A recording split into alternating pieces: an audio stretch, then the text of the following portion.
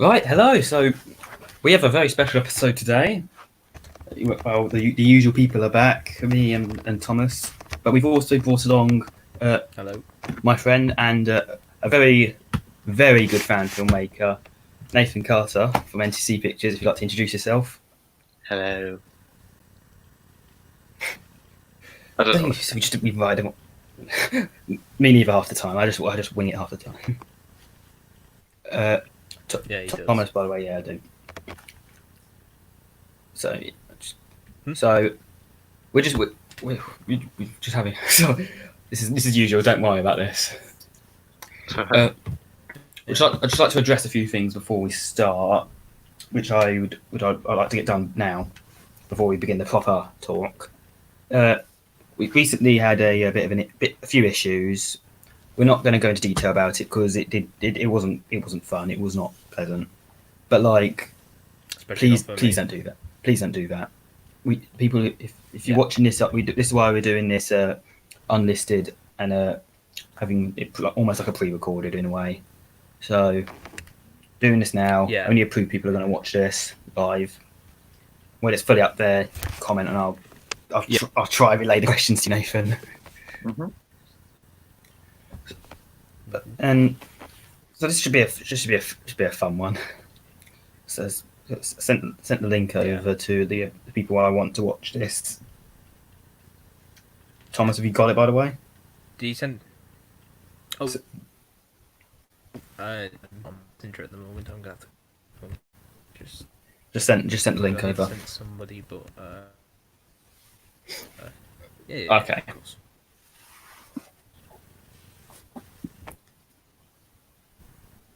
So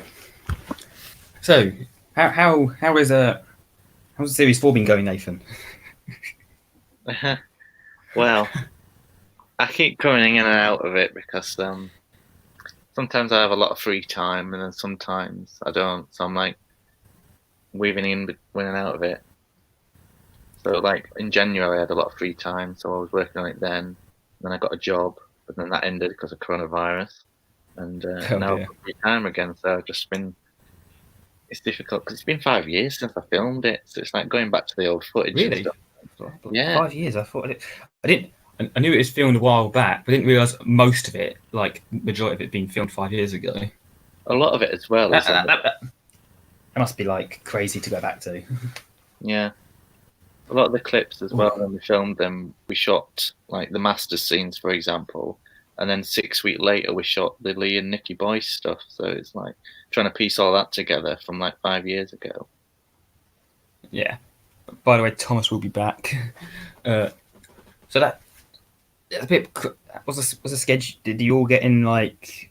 Do you all have like a scene with the master at the voices and all of them together at any point, or was it all just separately done? It was all separately done. So I think there's one shot where you see like the master walking towards Lee and Nicky, but actually that's on green screen. But it's so brief that you can't hardly tell. Well, yeah, that's the power of I don't know what editing software you use, but it's Premiere at the moment. Yeah. Oh yeah, Premiere, very very reliable, very good. So the power of Premiere gets us places. It does. I thought I would like to mention how I found you. That I think I found you. I'm not entirely sure. My memory has, I don't want to say deteriorated, but it's not as good because I've had a few things that's caused it. But like I remember, I think my first episode was I remember seeing it quite back in like 2012. I think it was I don't know. I want to say Christmas in Carpathia, but I have my doubts. But the one I remember clearly, and the one that really got me into it was actually Fountain Abios. It's one of my favourite ones because I actually scripted it entirely within like 24 hours. Oh blimey! It went like what I've been doing, because I think I've mentioned a while back that I was trying to do a fan series as well, but obviously I had my problems with that because people are unreliable, and I had a sad story. I actually got my stand broken from a load of people on their bikes, unfortunately. Mm-hmm. But so I could just transform to audios, and scripting it is actually probably the hardest for me. I can come up with ideas like snap, mainly known as the night, unfortunately. So that's just how I am. But like, getting it done 24 hours is quite remarkable, considering how much the episode, how good the episode is. I remember it was Ryan that came up from London. It was the first time I think, ever came up here. First time we'd met, and we were editing it as he was here. So we like go film a scene, then come home and edit it. Wow. So I think one of the earliest scenes we shot was the regeneration, and we just kept playing it all week. I do like how you didn't just straight up do like a classic like not green. What am I on about? Yellow explosion. I actually quite liked you took a classic vibe to it because not many people I'm aware of have done that, and I do commend you for doing something like that. Yeah. Yeah. I want it to be quite classical themed. Mm-hmm. Yeah. I think that works in its favour because you brought back Shara's Jack, and I can't remember who plays him, unfortunately. Sorry, but like I thought it was brilliant. Actually, the person in the burnt rubber mask is actually the guy that plays Lee. Really? Oh, that's quite a new fact. Well, obviously because of the regeneration. I'm going a bit bananas. If I go a bit bananas, I'm sorry. Because we have to all the people watching. You're the cool people of the channel. Ask away because we have a brilliant show. Anyway, it's like how long did like filming Phantom Rapidos take? Like, I think considering it was for about a week. I think. Did you have like a lot of free time back then? Yeah, well, it was during my college years back then, so we had like the summer. Oh, of course, yeah. I remember the scenes actually on Abydos. It was so hot, and we forgot to take drinks, and so it was I could kind of tell because you both looked hot in the episode. Mm. So like, and yeah, you probably did film this in like July-ish. Yeah, it was so hot. Oh god, Mm-hmm. it's hot right now. Yeah, especially for Ryan because he had like all the waistcoat on and stuff. Oh my! I feel a lot of pity for Ryan because he's always wearing like bulky, like not layered costumes, and you were like sitting there in a shirt. I think that's the reason we left when he got zapped away in the graveyard. He leaves his coat or something. I think that's the reason we did that, so we didn't have to like stay in all these clothes. Mm-hmm. Well, you can find a way around. We can always find a way around things.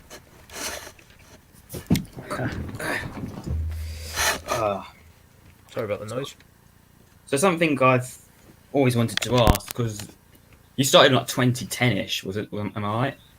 Yeah, my first series. It's not online now, but it was in 2009, and then I rebooted it. Oh, like I mean, it must have been really different considering there's only really a few fan films I'm aware of that was around back then, and considering now it's like, especially in like I think about 2015 to 17, it really became a thing, and like back then it was barely anyone doing it. And was it any? What's it like for them? Because it's different now. It was, yeah. I mean, back that was then, my question, by the way. I wasn't even scripting them back then. I was just making them up on the spot. It wasn't until like series 1 that I started doing it properly.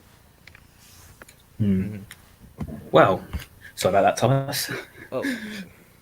No, actually, my question was a little bit sort of similar. It was like asking, like, when you made that first series, you had like different series like Jamie Carroll's and a lot more then. And I was just trying to think, when that first series came out in 2010, like, what was? Did you see yourself as more progression over Jamie Carroll on that, or did you see yourself as more you kind of doing your own thing, but there you tribute to Jamie as well? I'm not sure if you're a fan of Jamie Carroll stuff or not. Again, you might not be a fan, but I'm just asking that. That's a personal question. Yeah, I definitely used to watch his stuff, and I remember Time Agent as well. I used to watch that a lot. And Jamie, actually, I was speaking to him quite often back in those years, and I was being bullied at school because I was making my own fan films. And I remember he actually posted a comment on the bullies' comment saying that back off, so he's sort of like sticking up for me a little bit. With my actual film, the third drew me on. I met Jamie Cowell very briefly last year, so he's a lovely person. Mm-hmm. Yeah. And I'd just like to fire. spoke to him about a month. No, sorry. I'd just like to fire because we've got two people watching who's asking around what got Nathan Carter into film. It was by More Than Bird Pictures. I had this little DVD, the making of Star Wars: Revenge of the Sith, and that really got me into it, and I wanted to learn more about it. I think they're on YouTube. A few of those clips on DVD. I've seen those. That's quite. Anyway. That's something I didn't expect to see actually. Strangely enough, it's from my favorite Star Wars film. Anyways. Yeah. Yeah. And also from our friend Robert, why did you choose Shadow Joss? Because I was a big fan of Caves of Androzani at the time, and I think it was one of the only classic Doctor Who's I'd seen at that period. Yeah, thought it was an easy mask to make as well. It wasn't difficult at all. Yeah. Essentially a permanent marker and everything. Mm-hmm. I've got another question. Seeing that you know you're a fan of like Shadows Check and that, what other classic monsters would you have done if, say, you had like a bigger budget or like you had the realization to do them at the time? I was starting to make a costume for the Sea Devils, and I was like, that was good. I remember going to the coast and like zooming in on people from really far away, because it wasn't a really good camera. It sort of looked like just figures coming out of the water. So I was getting a lot of footage for that. And I think I started scripting something for the Sea Devils, but I didn't get around to doing it. I remember listening to the theme tune of it constantly whilst I was writing as well. That's something I've done when I write, and if I want to do something certain, I would listen to like a theme, for example. I've come up with a few ideas for like some original stuff, and also a few other returning creatures. And listening to their themes actually kind of gets you into the mood for doing that, which I do think that's quite great. Mm.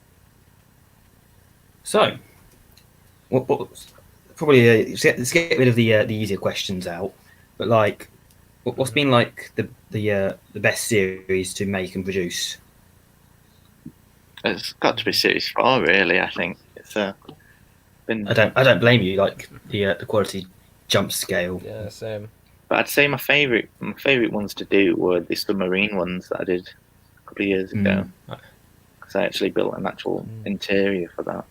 Although it looks terrible because the green screen didn't work or anything. But it was quite ambitious for me to like dig a big hole in the garden and fill it with water. Oh, blimey. That's some weird look of the neighbours. Well, yeah, that's you're going to get looked at weirdly by anyone when you're filming a Doctor Who film. I am in the process of remastering those 2 episodes. Actually, I'm putting like new splendid on it and stuff, and VFX sparks. So right. Oh. Sorry, I'll just mute my mic a sec.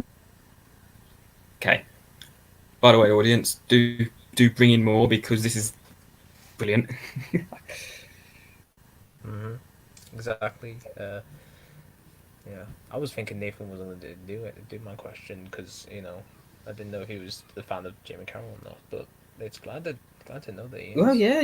Well, back then it's more likely that you know most of the fan filmmakers because there's so little of them. So it's different now, but yeah, they're constantly I wouldn't say there was a little amount. I mean, there was a smaller amount than there is now. Like there was Tony, Tom, Jamie, Billy. I'm trying to think of what else now. Yeah, exactly. So, which brings me on to my next one.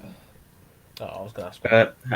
Well, like, how long did Series 4 take to like fully plan out, or did you have this planned out from the start?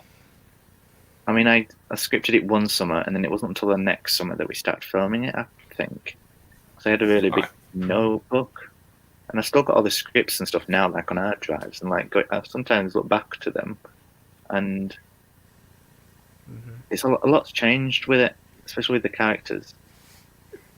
Like Claudia Like- wasn't meant to die; she was meant to like carry on. I was like, I want to bring back the feeling of the excitement I got whenever like you posted a trailer and update because out of all the fan makers, I think you're my favourite because just because I love it. Oh, It's one of those strange things. it's stuff like that that motivates me to keep editing it and actually bring them out.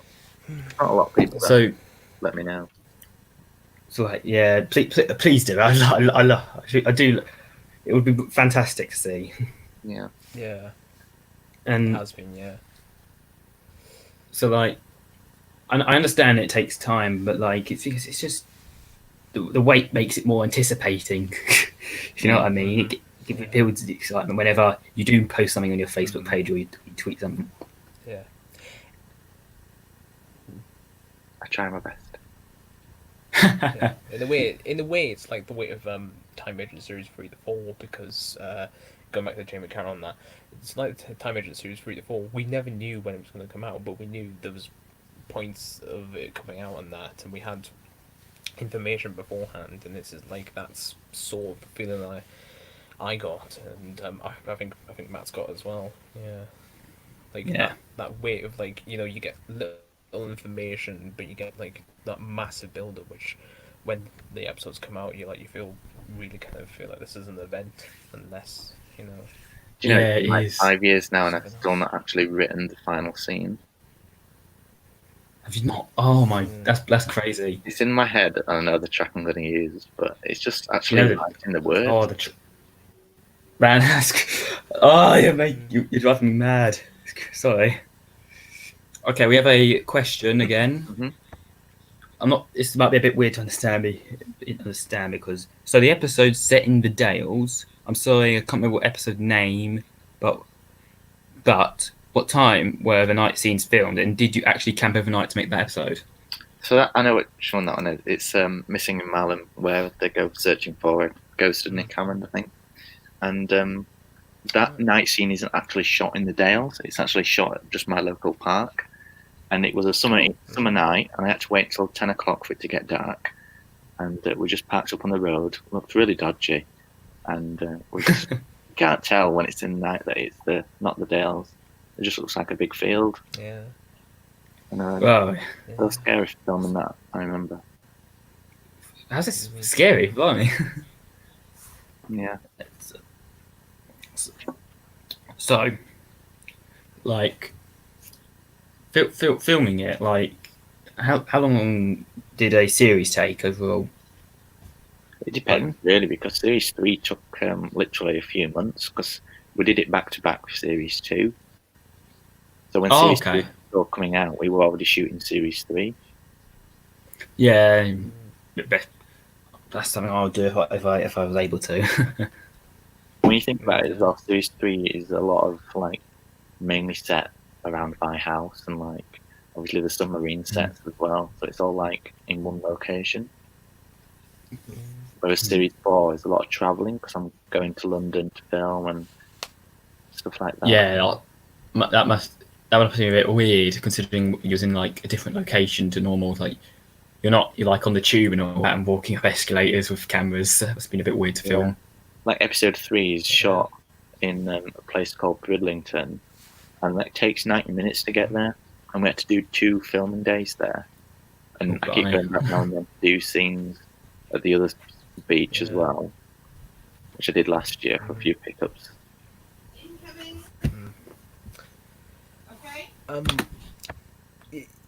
I think his tea's ready. Since he's gone muted, I would. Never mind. Ask you another question. My next question is, considering whilst you were still doing your series and that, these up and comers like, like DW 2012 and that came around during the time when you were still kind of in the middle of kind of doing your third series and that. Sorry, the dates kind of. Correct me if I'm wrong. If it was the third series or the fourth series, I'm not sure.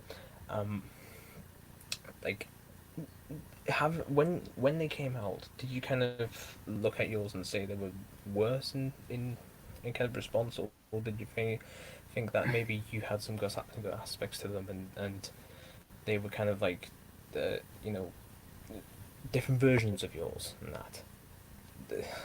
Yeah. I don't know really. I mean, I did occasionally watch a few of them, and just to see what they were doing, because a lot of them Yeah. used to ask me for if they can use like my footage and stuff. So I was like just interested to see how they interpreted it. And some of them obviously asked me to be in theirs as well, which I sometimes did over green screen or voice work. But Yeah. I didn't. I wouldn't say I compared myself to them. Well, No, but it's just when you get those kind of like when you get like DW2012 and that, and they just coming onto the scene, and then you're kind of like you're put into perspective, because then you got this new person coming on, and you kind of got yourself who's been a bit experienced. You kind of sometimes have to look at yourself and go, am I doing wrong? Is this person doing better than me? Something like that. If you know what I mean. Yeah, I didn't really feel that way. Well, yeah, that's kind of a good way to look at it, and you don't compare yourself to other people, because you don't have.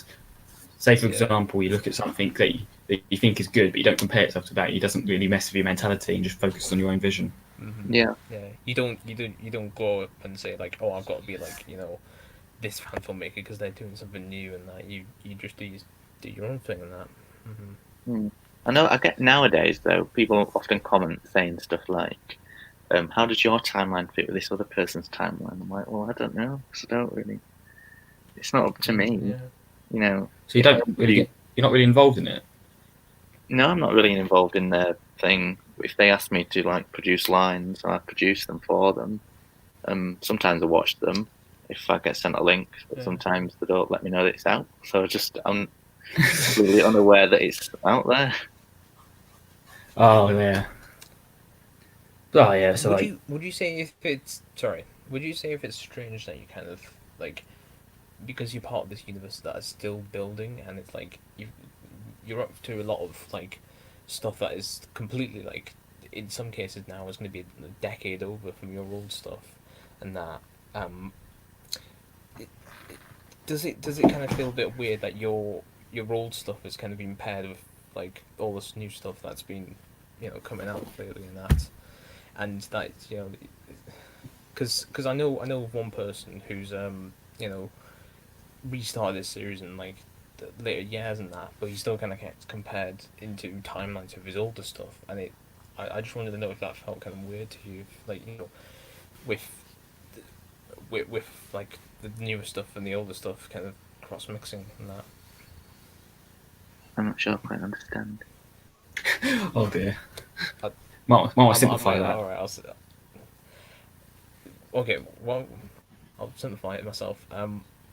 Do you find it weird that your old stuff has been mixed with like Luke's and Dom's and their new stuff that's been like put out every kind of new year and that, and you've still got your old stuff there that is still being considered canon to them? I don't know. I mean, I don't really look back on it. Okay. Well, yeah. Sorry if I'm asking you hard questions. It's just The hard questions. Like Michael Parkinson. Sometimes the hardest questions are the best ones, though. Yeah. Should be an interview for a politician. Oh, blimey. So, yeah, it's crazy to think about. It's been nearly 10 years since the first series. So it kind of puts into perspective how long you've been around. Yeah. Something very like especially because again, as we've said, like you were there when like Time Agent was still around, or like something like that, and well, you've still got Time Agent around now. It's just that you've got this all new stuff where it's just there is a lot of new stuff. There's too much to keep up with, I find. Yeah, I actually agree with that, because I think there's like I'm worried that we'll hit a point of oversaturation, to be fair, because there's so much coming out, and that's coming from whatever you look at it, you can look at it at certain. I won't mention any names because I don't want to have a problem or drama with any of them, and I want to make a good impression of everyone, of course. There's so much drama, isn't there? Though. Like, yeah, I'm not involved in unfortunately there drama, is. but Yeah, I keep same. Yeah. I try to stay out of it because, unfortunately, me and Thomas are in a group where we're making audios, and we've had a lot of drama in there. So unfortunately, it's out of our control, of course, but Yeah. it's just not nice to see, considering what's been going on. Mm. Yeah. I had a lot of drama with my Sherlock Holmes series. That's why. Really? Yeah, that's why I didn't do so many. Considering they kind of blew up. I mean, I'm doing one at the moment, which I started filming in January. Yeah. But Oh, then that's must be a great return. Mm. It was like, what was it, like 3 or 4 years since the last one came out? Yeah, nearly 5 years. 2016, I think. So like, this may be a bit of a weird one, but like when because obviously they've got over 500,000 views on the first one. When it blew up, what was your initial reaction to that? Well, it was when someone from America like contacted me and say, "Oh, we're writing you in this Sherlock Holmes book, to say that you portrayed the character visually," and that's what made me realise that actually people are actually seeing this. Yeah.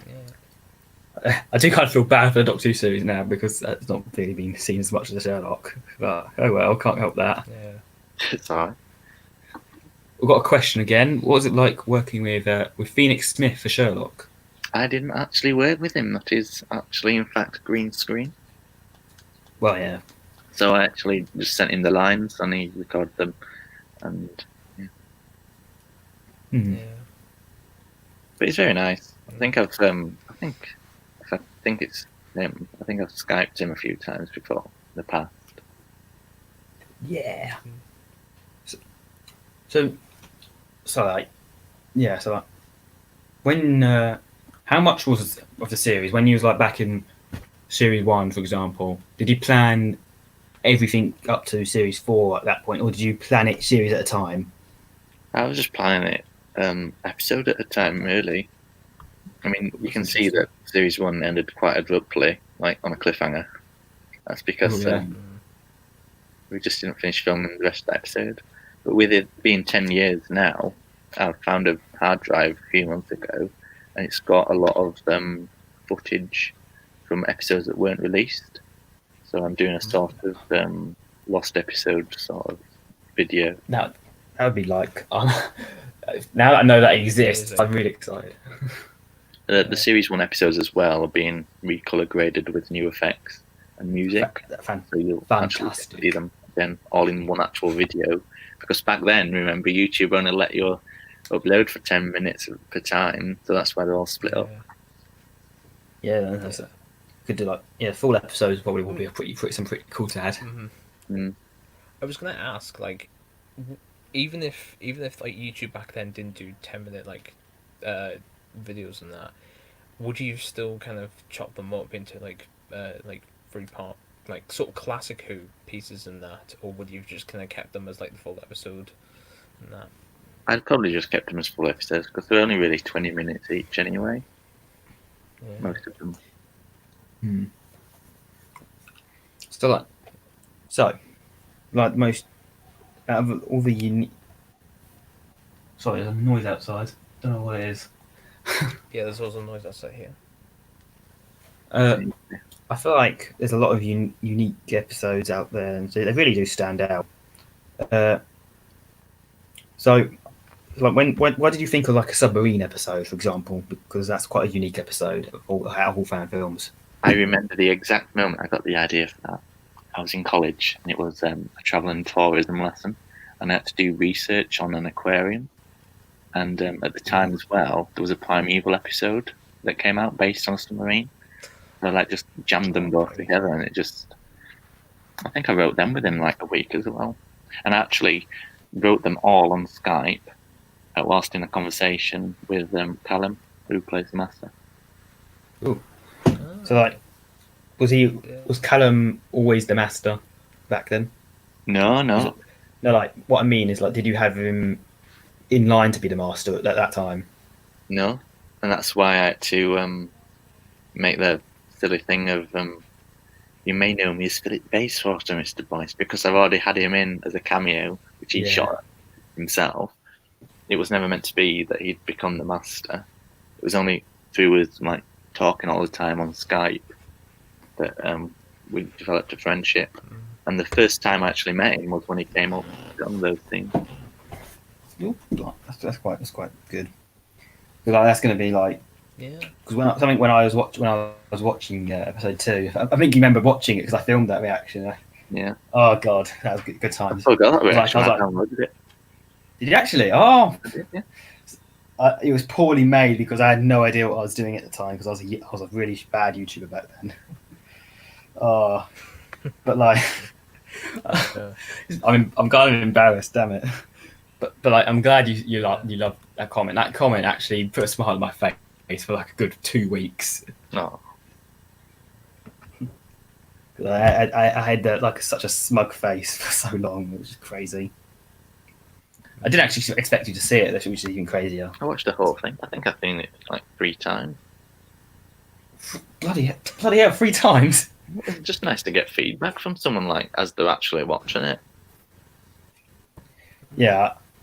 If I did it again, I would make it a lot better to watch. I think I would pause over time. Because I didn't have any. All I did literally, the way I did it, I sat down because I didn't have my computer at the time. I just sat down, I put up my laptop, got a camera out. Here we go. Mm-hmm. Then because I didn't have a clue how to do anything else. I was just like, I love this series. I love this person. Oh. So don't get any wrong ideas. This might be. I don't know when the next one's coming out. So how can I show my appreciation to the series? I don't know. So I thought let's film how I react to this because I think you would like to see that. Yeah, definitely did. So when episode 3 comes out, I might do another one, but I also thought about doing small reviews as well. If you want to keep it compact, that's something I do want to do. My actual favourite of the entire series for so. So I think that there's a clip upload of episode 3 on Twitter or Facebook. I can't remember which, but I ended up watching it and it's like the cinematography is crazy. Like it just looks amazing. It's all mainly colour correction. To be fair, it does look pretty awesome, and from the looks of it looks really interesting. Considering right at the last, they're hiding all behind a rock. Mm. I know you probably get asked this a lot, but do you have any idea when it'll be ready? Well, episode 3's been ready for months. I only have to render it, and it can be ready to be shown. Oh, but I've been putting it off because episode 2 isn't available to view. Is it been taken down, or is it like? Oh, right. Sorry, Thomas. Thomas, you can continue. Oh, I was going to say, since this, the COVID outbreak, and now that we're in isolation, is there any point of like releasing episode 3 now that we've kind of got this space of we don't know how many weeks, just to tie this over because we've had bonus content from like writers like Russell Davis and Stephen Moffat and that, like, to tie this over. I'm just thinking, will episode 3 be released to tie this over? Yeah, well, my plan is to finish this of reimagining some of the scenes from episodes 1 and 2. So my idea was do like a 3-day release. So episode 1 day, episode 2, etc. And then the big reveal of episode 3. So like a torture. Anytime soon, really. I just need to render them, like I say. I'm literally going nuts because I want to. I'm getting excited now. Thank you. Yeah. There's a lot of things as well that I'm extending. So, like at the beginning of episode 2, I'm extending all the clips with the firehouse because I've got a lot of that. Because we shot that over like 10 nights because we had to do it on various angles, and obviously with it all being on fire, there's a lot of safety issues. So that's going to be extended. Find one of the characters that you think had died might not actually die in this new cut. I know it. I'm not going to say. And I remember seeing a post saying you're combining the original episode 2 and 3. just for some reason. Yeah. So like, what was it like? Was that an editing? Was that an editing or decision? So like, get it done quicker. It was because, well, halfway through filming of episode 2, my mum, who plays Claudia, got diagnosed with cancer, so she had to go through treatment. So, which means that she lost her hair.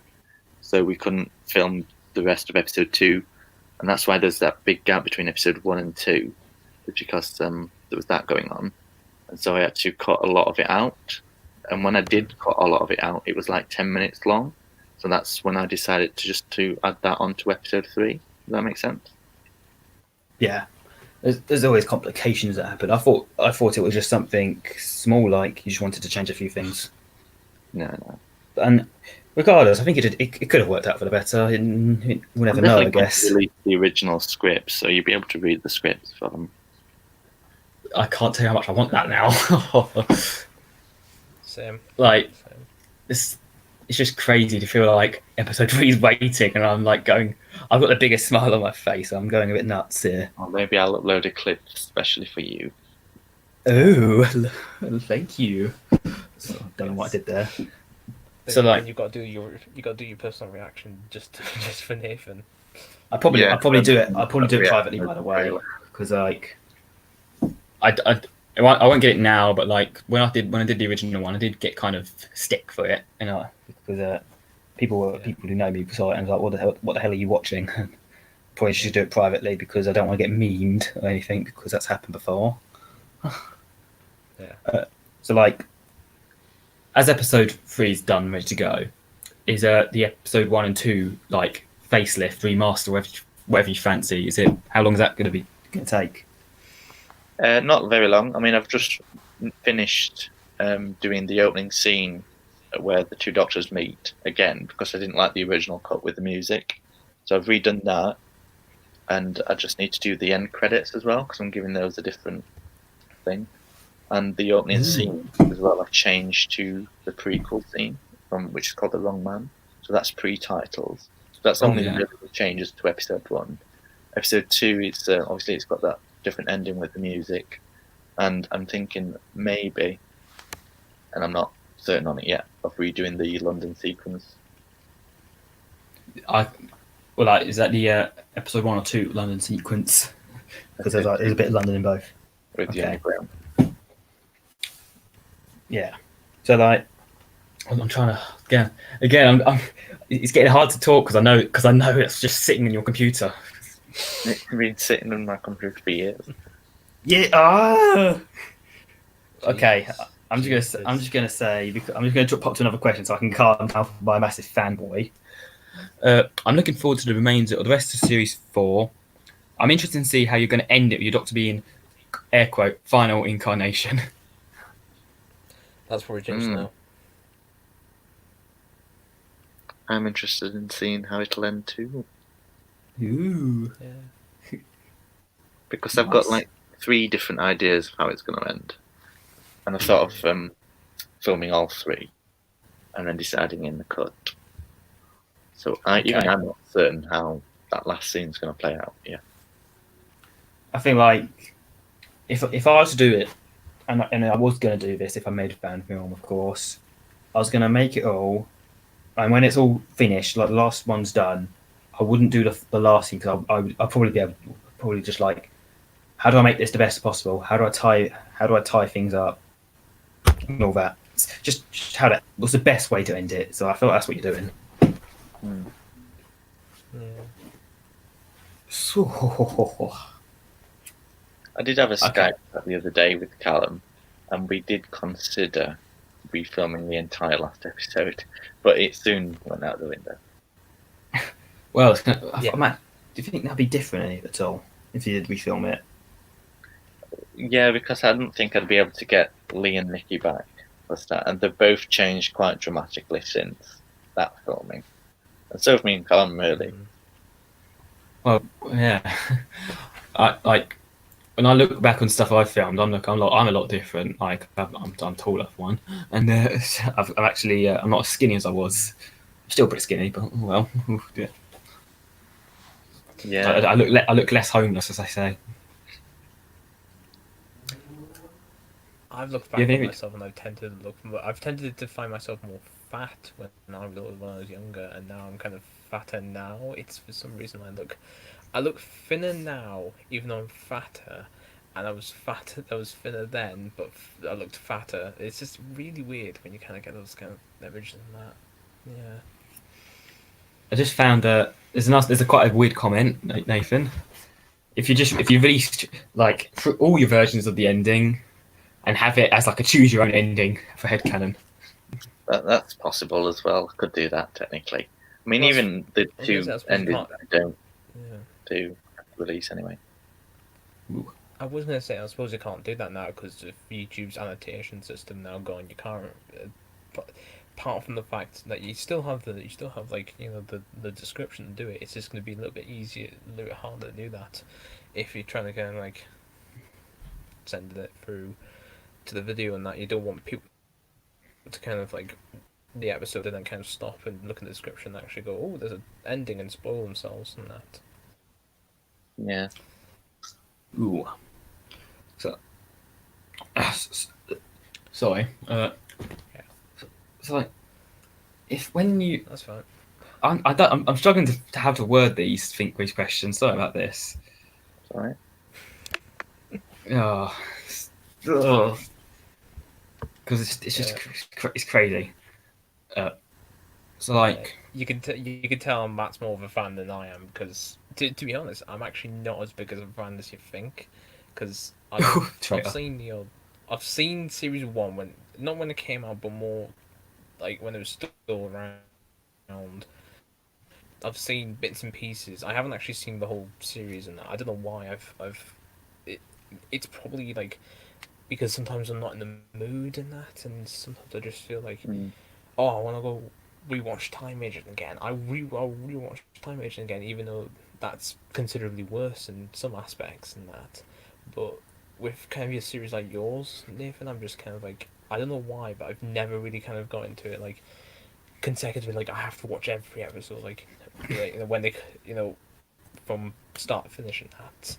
So I don't know. Is there any way you could possibly say to like a person who's like a non-fan, like to convince them, like oh, you've got to start from the series 2 now because series 1's not available anymore. The series 1 is available. I end. made it available again a few weeks ago. Oh yeah. Of course you did. Yeah, fanboy again. You can tell them about behind on your channel because like the last time I checked, I think your series 1 was not available. To be honest, I very look at the channel myself. Yeah, which is weird because again, I just thought you wouldn't want to keep them up, but then again, you would also because it's sentimental and it's memories and that. Yeah, I do have actually one question. Yeah, sorry. Yeah, go on, Thomas. I was at episodes that aren't actually. I don't know how to describe it, but there's a lot of films on my YouTube channel that aren't actually public, but I keep them on there just in case my hard drive burns out or whatever, and then at least I've got backups of all my films.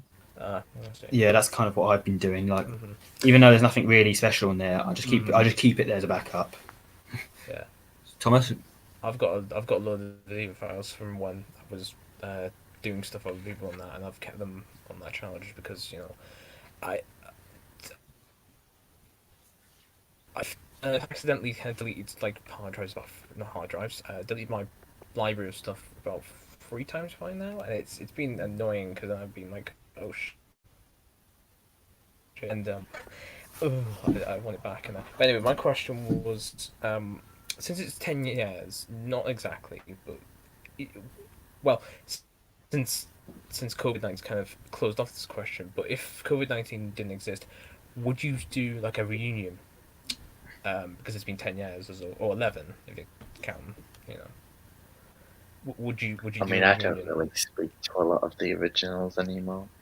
Not on my choice, but because they don't really want to talk to me. That's a shame. It is a bit. I know that Nick Hammond, that guy who plays, he lives in London now, and he actually works at the M&M shop. That's interesting. So when I do go to London, I do often just pop in, see if he's there. He's never been on shift when I've gone, to be honest. Well, that's a shame. Oh, that's I do that's go in. it's funny but sad. Yeah. It is. Oh, oh, oh, I'm sorry. I'm sorry for being the biggest fanboy I've ever been right now, but it's like Yeah. how many after episode 3? What else is to come? Like, how many more episodes are going to be? Well, there's meant to be episode 4, but it's not really been done, so I don't know what I'm going to do about that. But episode 5, the actual big finale, apart from the last scene, it's all been shot and stuff. Ooh. Need to do like VFX work to it. And So has episode 4 been filmed and ready, and need to be edited? parts of it has, but I'm thinking of like doing what I did with episode 2 and 3 and merging them. No, yeah, I can see that. If it's like, if it's a weaker episode or something, then that's fine. Because the main characters in that Yeah. obviously aren't around much.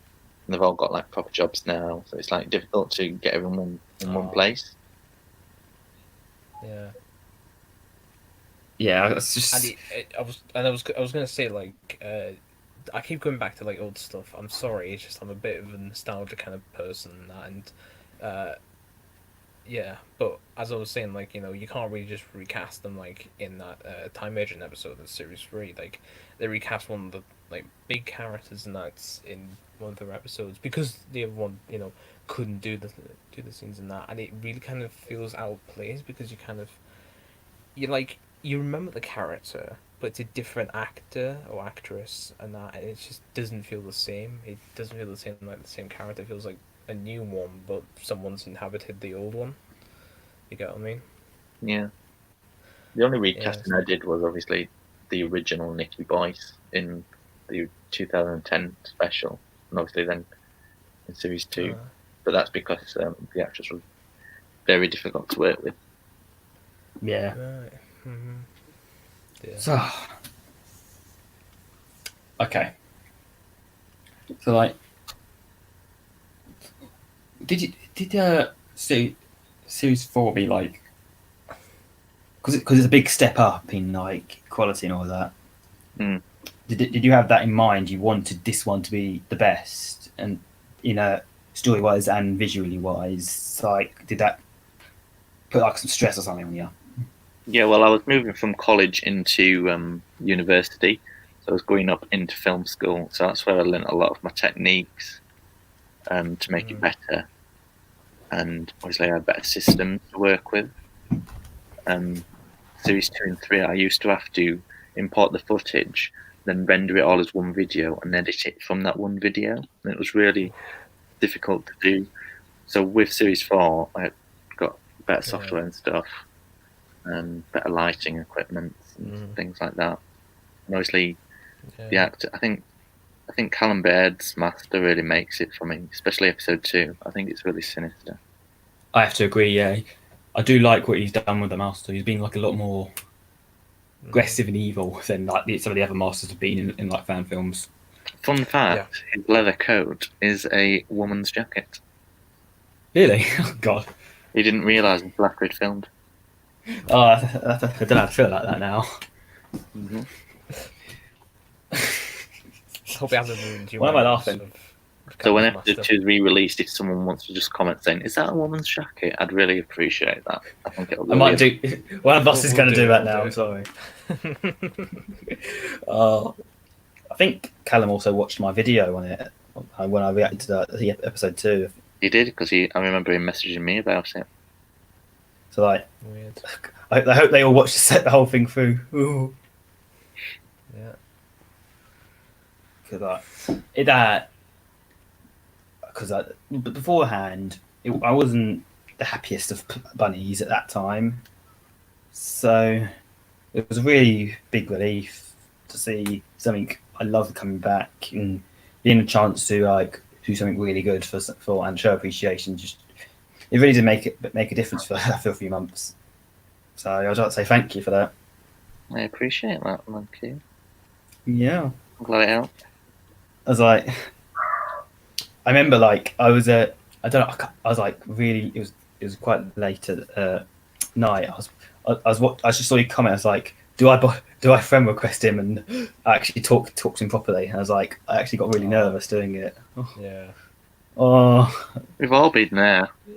yes, I always have whenever someone I look up to actually talks to me and wants to do. I had a little bit of a fanboy when you said yes to be on the bloody podcast. Well, like, I mean, with self-isolation and stuff, I'm really bored at the moment. Yeah.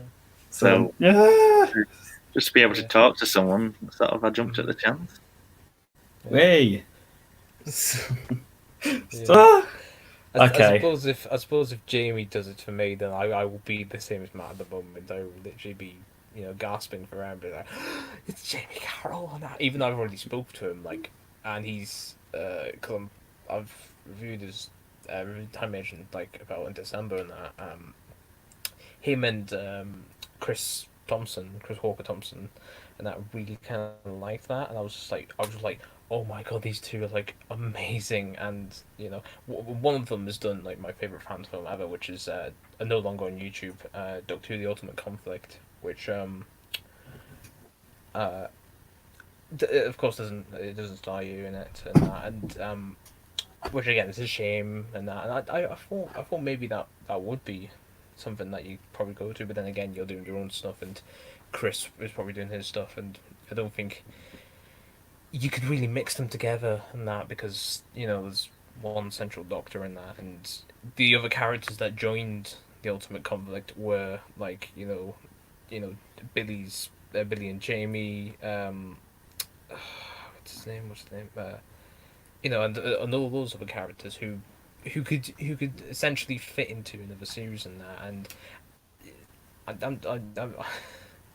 I'm actually, I was gonna ask you, has there ever been like any projects that you've narrowly like really declined in that, and then kind of regretted later on doing it? Yeah. Can't remember the project or the person, but I remember being really disappointed about one of them. They asked me to do it on green screen, but unfortunately, I think I had an issue with one of my lights and I couldn't do it, or that I couldn't really do it in a good quality for them, so I had to turn it down. And that's a shame. Well, we all have that. I had that a while back and just wasn't able to do something. Same. I was like, ugh. Anyway, so like, is that like when you uploaded episode 2? Was it like surprising to that? What did everyone think about when he was like, "Oh my god, he's back"? Was that did you get something like that? Yeah, I got a lot of comments, stuff like, "Oh, a year later," I'm like, really sarcastic. I'm like, yeah, well, been busy. I don't condone those comments. I don't like those. I hate those comments where they're just sarking, like, "Oh, he's been away," and then it's just like, the episode, they just judge the episode on, "Oh, he's been away," but it's still kind of crap and that, and that's a really terrible comment to get. And I had a really sarcastic comment recently about a few months ago, actually, and it said something like,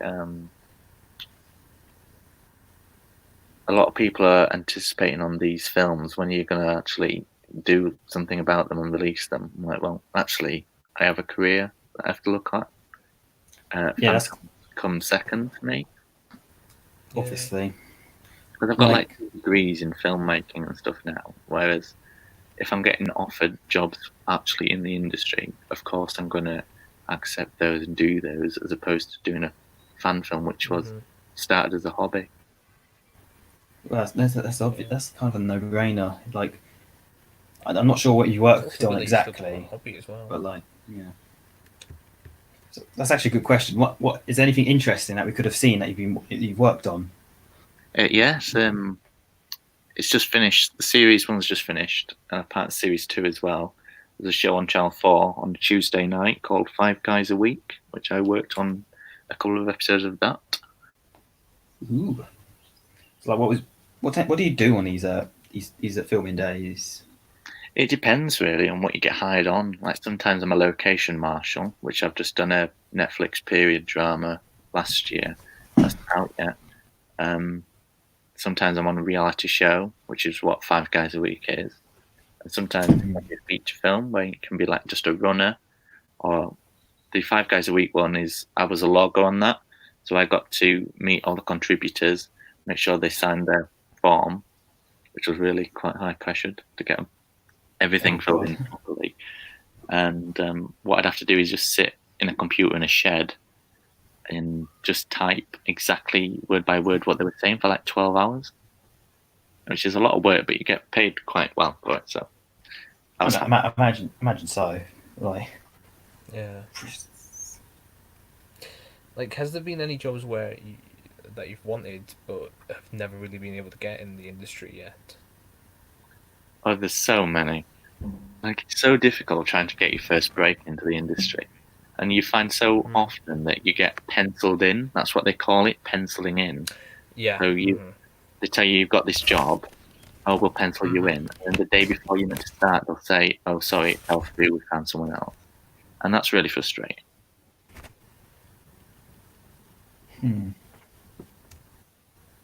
Okay. Yeah.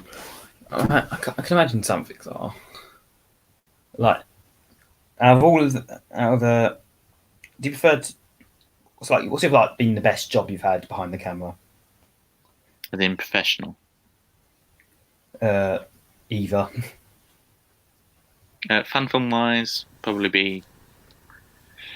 I think my third Sherlock Holmes one is my favourite one that I've made, fan film wise. It's interesting. Professionally, I'd there was a show called Last Laugh in Vegas, which ITV made, and I just spent a week listening to Elton John songs and stuff. No, similar show, similar thing like that. Yeah. So like, when you was like making. Okay, let me just rephrase this question. Was it what made you want to do Sherlock Holmes when you was doing Doctor Who at the same time? I was just a really big fan of Sherlock, to be honest, and I just wanted to have a crack at that. I've always wanted to do it. So like, when we did the first one, it became quite popular, and people wanted more, so I made more. Because I remember, I didn't expect this, but I did somehow. I was watching the BBC Sherlock trailer. I actually saw your one of your fan films in the recommended. So I was like, hello Nathan. That must mean the BBC have seen it. Maybe not. Imagine they did though. Have you ever been like in contact with like a big, not necessarily the BBC, but like someone who's watched the fan films and was like, this looks good? I know there's a college in America that use my fan films to analyse to the students. Oh my god! Oh, is that which one's that? I'm not sure. It was a long time ago now, but they said they watched. I think it was a case of Violet Smith. I can't be certain, but it was one of the jobs. That sounds so cool. I wouldn't know how to feel about it. I'd like to know what they're doing with it. If they analyse it, this is good and this is bad. I don't want everyone to professional manner like cinematography wise or anything. I think it's just they showed to the students to say that you can make something similar to this. Exactly. Yeah. I think I've only watched the first Sherlock Phantom you did, but I've never watched the last two. Are they still up? That's what I'm asking. Yeah, I believe so. I hope so. All right. And is there anything you can recommend me in the other two that I can go to? Because again, after this I might go back to your channel and actually finish all the two fan films. But I also want to kind of sort of just kind of finish off and just become like a bit of more of a fan, because I wasn't as hyped when I heard that you're going to come on. I liked your stuff, but of course I'm not really as big as a fan as Matt is. So I was a bit disappointed that really I've not been a fan really. Yeah. Oh, just my computer just turned on. Yeah. There's a couple of films I'd recommend. Obviously, the third Sherlock Holmes one, Maria Gibson. Right. That's my favourite Sherlock Holmes one. And obviously, just the submarine episodes of the Doctor Who. And there's also a film out that released a few months ago called The Pilot, which I made in my last year at university. It's an original film, and it actually got nominated for quite a big award last year, which was quite. I remember watching it. I can't remember it that well. I might watch it again later. So like, Well, I'd recommend watching it with I might watch it headphones the on. first time. Should be yeah. Yeah. So, would you do more original films on the channel? I'd quite like to. Oh yeah. Yeah. I'd like to do a few more documentaries, like, rather than drama, because I work a lot in factual entertainment now. Oh yeah. So this past few months alone, I've worked on shows such as Teen Mum UK and A New Life in the Sun. Alright. Yeah, I've just got a funny comment saying, "Oh, my computer's like a jet engine." Yes, it is. And I've considering I started making basic visual effects. I've done some title sequence concepts. They're not amazing, but like I do try because I'm trying to get better at those things. So, and considering funny story, the latest one I did, even though it's shorter and it doesn't look as intense in quality wise. It took 3 hours to render, and my computer was at max power at full all the time. I never had it like that. And I stayed up to like 2 o'clock at night waiting it to finish. So that was fun. I hope my computer survives rendering these episodes, to be honest, because even Sims 4 makes my computer overheat. I've got a full-blown proper gaming PC, and just rendering a 40 minutes After Effects comp with track code almost killed it. Max power for 3 hours. I'm surprised it really loud. Computer destruction and that's sounds. Tech tip: do not render. Yeah. So like what editing effects have you applied for like the new series? It's mainly just After Effects, to be honest. Although I try not to use much VFX in my work. Try to keep it like a raw story-based thing. Yeah, which is why in Series 4 there's not a lot of like interior TARDIS stuff, because it means doing it on green screen. Well, yeah, because like you have that problem, but like out of all the people who've used green screen, it's probably one of the best, the best integrated one. Because I noticed when I rewatched episode 1 yesterday, I noticed that like the TARDIS, like the lights flicker and all that, and I was like that's a good job. Yeah, that took a long time. That. And it doesn't. I can imagine so, considering it's just a picture. And then on top of that, you've got all the moving camera stuff. So it's like render in the background to then render on the image of the Doctor to then render on the camera shake. Oh god, that's a bit mad. Takes a while. Okay. I'm going to let's just talk through. I'm going to talk through a few episodes, like. So like episode 1 of series 4, like. What made you like want to make it finding John Smith? Like, what made you want to do that story? It was just a story to introduce the Doctors again that I was struggling with, and I thought that might be a nice way to do it. Because like at the end of Abydos, it was just like they can't. It was just saying they can't be dead because he saw the explosion on TV. Yeah, I was like. Okay, when I saw The Wrong Man, I was like, okay, why is the Doctor done this when he's trying to find out are they dead or not? But then after watching this, it's understandable now because like the Master. I think so, like, and really also which brings about it. Really, well, yeah. There's that, and it's something I didn't see coming, is what I mean. I think there was more to it, but I think I'll probably cut it out. No, God, considering it was that many years ago. Okay. I think that was the fan film that actually convinced me to actually finally go through your series, Nathan. I can't remember. I can't remember the circumstances. I think some other people were fans of it and were really kind of like, "Oh, you should go watch this." And I was just like, "Well, I've watched stuff and I wasn't really convinced." But then again, that was stupid of me because I kind of, again, as you've guessed, I'm really a bit of a Jamie Carroll fan. Of course, his old stuff is like really old. You're talking about like 2006 and 7 and that, and yeah, it's just weird and that, and it's probably that might be the reason why I've never really been able to kind of go through your stuff and that. I think maybe it's I don't know. I really think that maybe it's I don't know. Maybe I can never answer it. Maybe. Yeah. Sorry about that. It's just. Yeah. It's alright. Okay. Oh yeah, not everyone's gonna love you, of course. No. I think I Okay. just saying I don't get those. Okay. Out of all the villains to like series 4, why is it the Master? Is it something you've always wanted to do properly?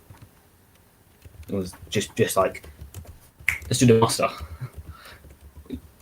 Yeah. I think it was when I made a series in 2009, which isn't obviously on now.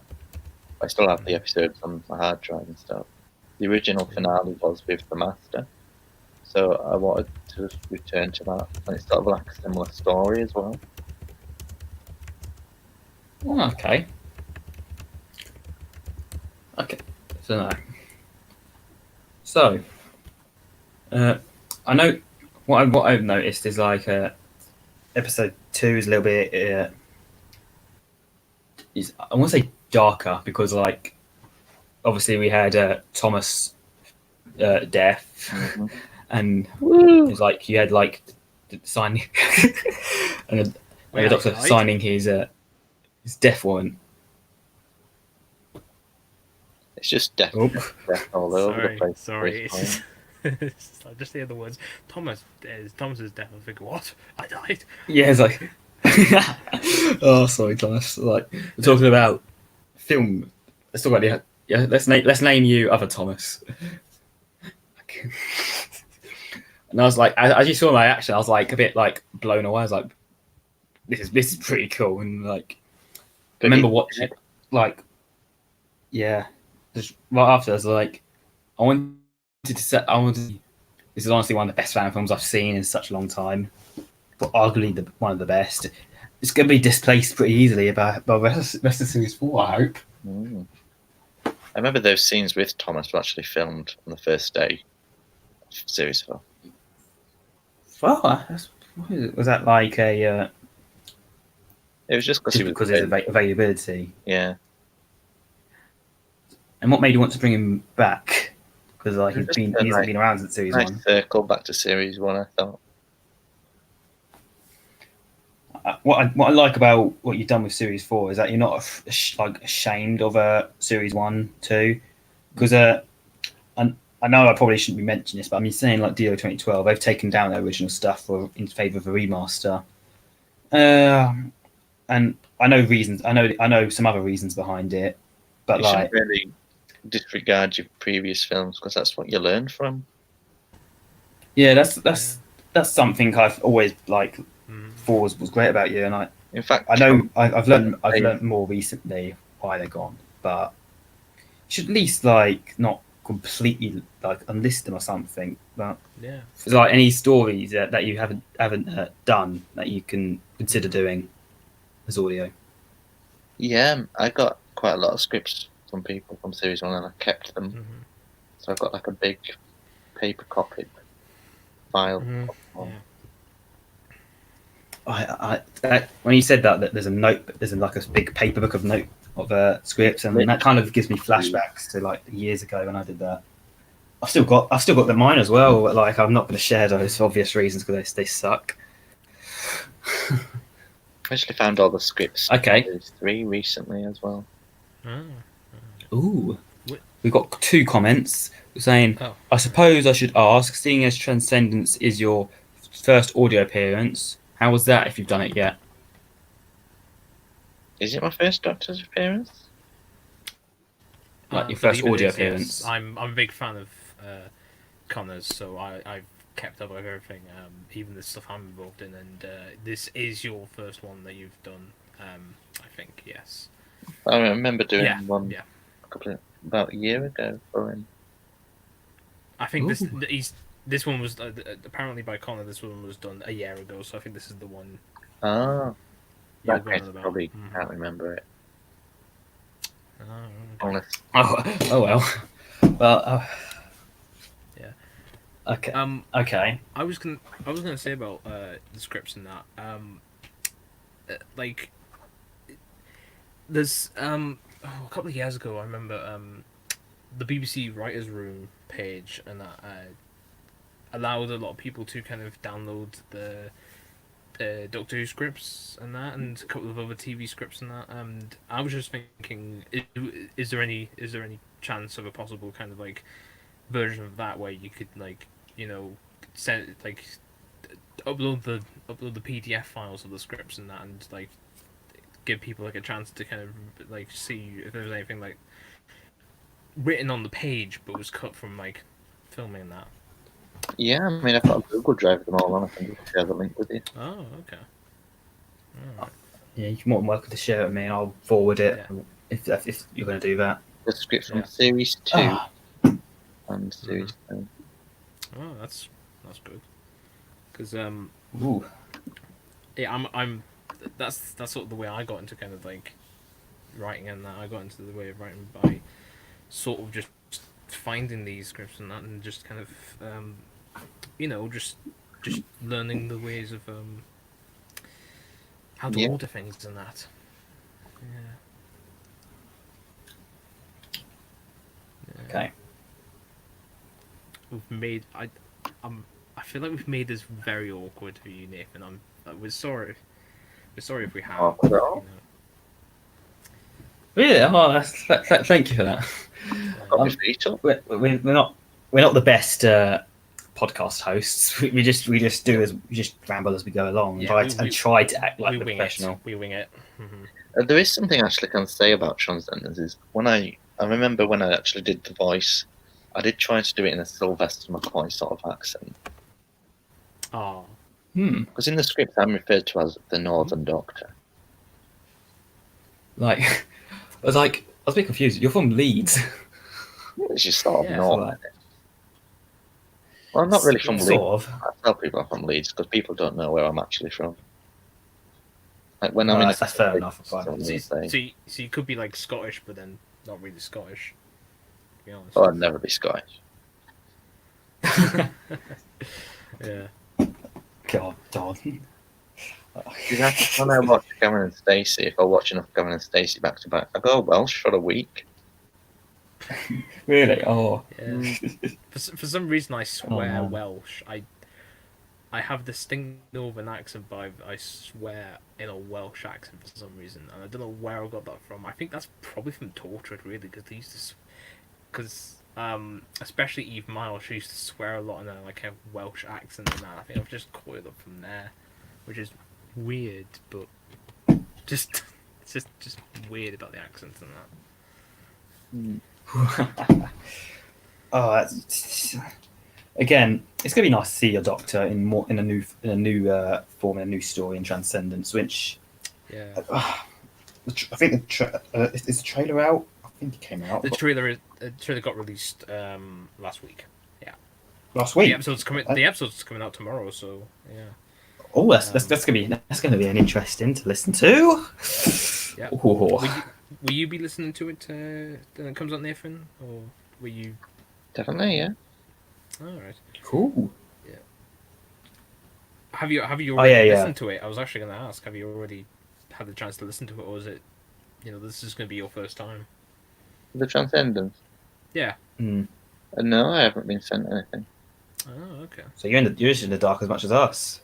Yeah, because Apart from that, you know what your doctor says. yeah, I've never been sent anything, even though I've done a lot of his stuff and that, and you know, it's always a surprise when it comes out because you kind of feel more like a fan when it comes out, if you're me, and that, because you're like, you don't know what's happening and that, and it's a better sort of better indication than that, which is great because, you know, if you were a fan but you also worked on the thing and you know you kind of showed off a lot more, it kind of I think it would kind of you know, ruin the sensation of that. It's like if say you worked on Doctor Who and that, and you worked on an episode and that, and then they kind of showed you, but you kind of also feel like, you know, when you see it on TV, you feel like, you know, you would have it would have been better to see it on TV as a fan because you kind of, you know, it's that first sensation and that. Yeah. Which brings me on to a kind of question, kind of not. Would you do further audios like crossovers with other people's? Because say like I don't know, some say like another fan filmmaker that wants to do an episode of you, but like because of the timeline things, would you still like find a way to? Would you still do it and all that? I'd be very interested, definitely. I mean, it's it doesn't take you long. Yeah, and that kind of gives me silly ideas. Sorry. So I shouldn't be. I shouldn't. Let's just include it. Let's include it with everything. No. I've kind of got like that like evil, not necessarily evil smile, but like ooh, furious. But like, okay, I'll think about it. I might do. In fact, what I've just done is I had a lot of soundproof tiles on my wall, but I had a little fire in my bedroom recently, which means I'll actually take them all off. So I'm going to put them in like a little cupboard and create like my own like soundproof booth. So again, you've had a fire in your bedroom? Yeah, it was just really little. It was just a plug that caught fire. Wow, that's creepy. It really scared me. Yeah. Do you know what happened? Was it like just something just? It was just the plug got overloaded. You know, monitor just. I remember actually. I remember you tweeting that. All right. Yeah.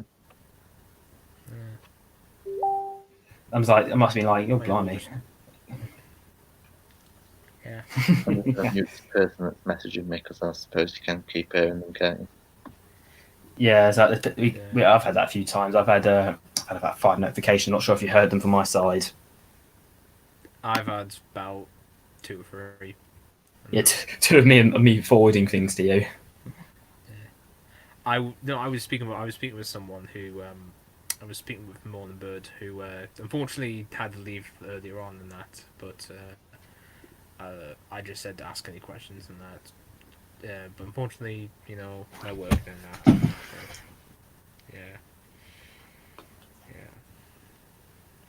yeah.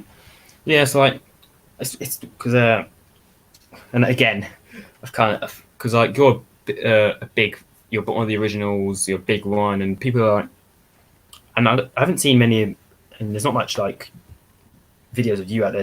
I've seen a few videos of like DW 2012 tributes or something, and like, there's been like nothing for you, and as I thought like, let's try to do something for you as well. That's why I made the reaction and what we're doing now. Because I feel like you don't get enough appreciation, because considering how much work has been going into Series 4 and how good the rest of the series are, it's deserved again. Yeah. It's weird, isn't it? So like that brings me on to a message I just received saying like, your fan films are great, Nathan. Stop this. And like that's pretty much this in short. They're really good. I need to. Yeah, they are. I'm having a fanboy now. I think you've actually already convinced me to kind of go back and just watch them from the beginning again, and watch all the Sherlock ones as well, because you know, it's just like, I never got the chance when you know I first knew you in that. which is way back in 2011, and actually, thankfully, I'm avoiding that question. I was gonna speak about it, but maybe not. It's probably not a good question to ask. But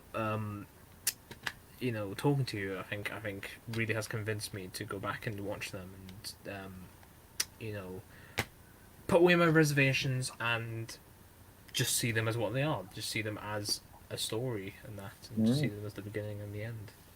I suppose a lot of people that come new as well, like when they go back to my old films, they don't realise that actually they were filmed in like 2010 and stuff. Whereas it's bananas. Their old Again, films, like from last year, which obviously will be a better quality. Yeah, again, as I said, I love Jamie Carroll's stuff, and he did that in 2006, 7, 8, 9, even up to this day. I've always loved his old content because it really did feel like with his first series. It felt like it didn't feel like kids doing Doctor Who fan films at that time. It felt like he was building up something, and it was the series, although sort of basic in the qualities of it's 2006. You can't really do that much. Still worked, and have you noticed? I noticed a lot of fan films. They always have an episode set in a forest. Have you noticed? Yeah, unfortunately I've done that. When I tried to do literally I went 3 times to try and make the same, not the same episode, but like it always comes out similar. That's why I've stopped making episodes a little bit like that, because it always turns out the same. That's another reason why I don't like certain episodes anymore, because it was... The great thing about where I live is I don't have a forest, so I'd never gotten succumbed into that. I mean, we've got this little forest thingy, but it's not really a forest. It's more of a marsh, sort of like, it's sort of one of those like an island, but if you see it like far away, and it's just full of trees and that, and it's not really a forest. I mean, it's surrounded by a roundabout, for God's sake. It's just but it's not a forest. So I never did that. I'd like to quickly change the subject, Nathan, because we've had a question, and I think it's actually quite relevant. But have you seen any fan films from MB and Homeland? Because we've actually softly we know them and we work with them, sort of, but like we're working around the canon of all our timeline. So what, have you watched anything they've done? I have, because Matt Bray's a friend on Facebook. I think he's added me once. Oh. And he follows me on Instagram as well, so I'm aware of him. I have watched some of the stuff because the name rings a bell. Yeah. So, is that any? Because we did a podcast episode with him about, what was it, 3 weeks ago, Thomas? And that was a big laugh. That was a laugh, because we didn't really. It wasn't really an interview like we're doing right now. We started off as an interview, but it just went full meme. It was more take the piss kind of. It was more like a take the piss kind of thing. But we were still interviewing him and asking him and that. And I really did wish my audio didn't have issues then. I mean, I haven't asked you now. Have you been hearing me all right since we started and that? have you been quieter than Matt? Right. That's probably because I talk louder. That's probably because I'm far away now, and maybe I should move a bit closer than that, or something like that. I don't talk louder as well. So yeah, but I don't want to shout, of course. I'm just watching 2 little pigs on a screen, and the circle just keeps popping up around the icon. I don't know why, it's just so random and so funny. 2 little pigs, Yeah. yeah. Oh. Actually, we've asked you all about your fan films and that. We've asked you about Sherlock and that. But Doctor Who in general, what is your kind of? Did you like Series 12? Have you, or are you? To be honest, yeah, I've seen the first few episodes of Series 12 and I really enjoyed it. But then I just sort of lost it because it's on a Sunday night now. That I have to be at work really early on a Monday morning. So I didn't really go out live. So I ended up with the backlog of ones I haven't watched. But I pre-ordered the Steelbook edition of it, and I'm waiting for that. And I'm just going to bring it to them. But I have really liked what I've seen. Oh, so like, that's good. What have you over the? I'm going to take it back a few years, because when what do you think? The Doctor Who's been good recently over the years, because I know Series 11's been a divider, and Is there any, Series like, 12 itself as well. I think with Series 11, Christian will try to reboot it too much, as in not have any classic monsters at all. It was all too new, that there wasn't that much of a Doctor Who element that we all knew in it that much, other than just the TARDIS and stuff. You know what I mean? I do actually quite agree with you there. I feel like they did try to do something too drastically at first.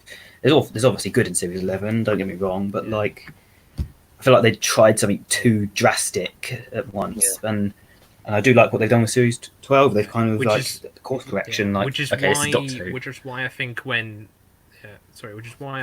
Resolution came around, when people, when it was the Daleks and that again, and I'm surprised that didn't draw more viewers than they did. I mean, there was a bit of a boost from the finale of Series 10, Series 11, to Resolution, but surprisingly, the Daleks have that started off the new kind of oh, we're gonna try the classic monsters now because we've had a little bit of feedback in that, and it's been all right in that, but at that time it was they probably had the feedback. They probably thought, oh, a Dalek episode will do as well. So, although did they just do that Dalek episode because it's like in their contract that they've got to show a Dalek? I don't think it actually. It's so unclear. I've done digging around. I've done digging around. There's like no conclusive proof that the contract exists, and there's no conclusive proof that it doesn't exist. Then again, if it did exist, why wasn't there a Dalek in class? Because that would have been the 2016 Dalek. Exactly. Actually, Thomas, I'm going to stop you there, because when they introduced Bill as a companion, they had the Dalek in that. Ah, I get you. Right. But then again, that wouldn't be a full episode. That would just be a cameo in that. And then again, Series 10 didn't have a proper Dalek episode. They had cameos. No, it didn't. Yeah. So. Which I kind of like Series 10 for that, more for that, because I didn't bother putting Daleks in. Hey. Yeah. Mm-hmm. Is there any other shows that you've enjoyed recently, Nathan? I've been rewatching The Walking Dead. Oh, okay. Oh, that's a series I've dug into, but I never really got into it. That's the thing. I started reading the novelisation of Doctor Who Battlefield because I want to start on the season 26 box set that I got recently. Ah, okay. Nice. I read 2 chapters of that today. Nice. Yeah. Mm-hmm. By any chance, have you listened to other than Connor's fan audios? Have you listened to any others? No, I don't really search for them unless people send me them to listen to. Right. That gives me an idea, because I've almost finished writing an audio episode. I might cheekily send it to you when I'm finished it. Sure. That'd be nice. It'd be nice to know. I thought you were going to go on about Big Finish as. Oh, okay. Stuff, or you kind of. I was a big fan of Big Finish, and I collected a lot of stuff.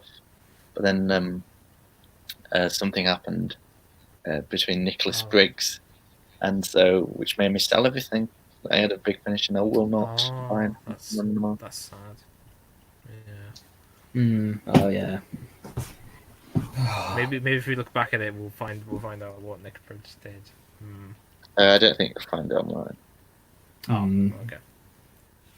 Well, but look, some things can't be helped, can they? No. Yeah. Well, it's a shame. Is there any particular Doctor Who stories that you're madly in love with or really like? Do you know, this is going to be a really unpopular opinion, and don't hate me or don't cut me off this studio thing, but I Never. really Love and Monsters. Yes, Thomas. We love Monsters. Really? Yeah, me and Thomas are part of the few people who defend that episode badly. Oh, it's a real shame, because doing this has actually taught us a lot about what you've gone on with. And I'll say this again, but it's a real shame that you've had to put up with when you made the films. You had bad, necessarily bullying. Well, not going to say bullying. The majority of my films on my channel now have got comments disabled. Yeah, I agree with. I actually agree with those kind of things. because when I like literally 48 hours, because I remember this after I watched episode 2, because like minutes it was like, when I watched it, it was like 20 minutes after it came out, so no, there was no comments that time. But when I watched it again that 2 days, I saw some comments. I know some people just spammed. Some people were just like saying like, "Oh, he's not dead," and all that stuff. Well, comments like that, and just like a bit insulting, considering you have to understand you have to have a job. You need to get money, and this is not what I need to do. It's just it's unneeded, undeserved, and they'll say the same, which I don't. I won't name these people, and I won't name the channels, but they won't say it for someone else, which is really insulting in my opinion. Yeah. So I don't blame you for removing comments now. Yeah. To be honest, not a lot of people comment anyway. Did they not? No. Oh, well, that's a surprise. I would comment and give a review every episode if I could. Which actually reminds me, I probably would consider doing an entire marathon of the entire series and have a rethought of what's going on. I'd quite like to do audio commentaries on some of them, like my favourite one. That'd be another brilliant one I'd enjoy watching. Because I do like listening to commentaries, especially on the old ones. Because now you could give facts on the old ones. That people. I just laugh at most of them, to be honest. Yeah. I either when I watch my old stuff back, considering it was not long ago, it was about 2 years ago, 3 years ago, I just like either burst up laughing at how bad it is, or just cringe. There's one scene in the Series 1, Episode 4, the Weeping Angels one, the opening scene in the TARDIS. If you watch that, but just only listen to it, it sounds disgusting, and I can't just not laugh. Hilarious. Yeah. Yeah. Okay. I don't know if I should say this or not, but I do remember the first time watching the first episode. It was the scene where I'm not, correct me if I'm wrong, but I believe there's a person who kind of I believe something happens in that. The music on the Wasp. I think you'll start to remember now. Again, I haven't watched it through again, but I don't know why it just made me burst out laughing, because it was not the actions, it was the music. It felt a bit ill-timed, if I don't mind me saying. But it wasn't. Yeah. It wasn't a point where I say, oh, that's terrible. And that I just say the music seemed a bit ill-timed. It was the reason why, maybe I don't know exactly. Yeah. I feel strange for saying that now, because it does seem a bit like it is bullying you, but I hope it's not. I hope you don't take that as... No. I mean, they're old films and stuff, and there's a lot of the stuff from my earlier stuff that I don't wish I'd done differently and things, which is why I'm like returning to episodes 1 and 2 series 4 to like change things like music and the opening scene and things like that, because I realise now that it doesn't really work. Yeah. So it's something, when you look back on the stuff, you always look for flaws in it. I know I've done that quite badly. When I did a 3-minute audio test, which I've changed a few quite drastically now. And I look back at it, it's like, oh yeah, that could have been fixed out differently. That could have been sounded better. The thing is, what also bothered me is that when I edited that, I've been at it for 5 hours, so that wasn't the best feeling in the world.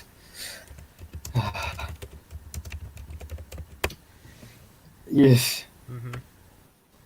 Okay. Yeah. We've got a comment from our friend Robert. Honestly, it's a shame. Your stuff is fantastic. Dare I say it's better than DW 2012? How do you feel like that? No comment. No comment. Yeah. So thank you for the compliment. Yeah. Yeah. And going because we have another chat going around, and we just saying how like you seem to have surprised everyone how different you've actually been because they're not. It's a nice surprise, as they say. Yeah. Mm. Okay. Any sorry, I'm pausing. Well, I actually, need to figure out a suit. I want to ask maybe. Thomas. Sorry, Go. I was going to say it maybe might have a question to ask us. Is there anything you want to ask us, Nathan? Than that?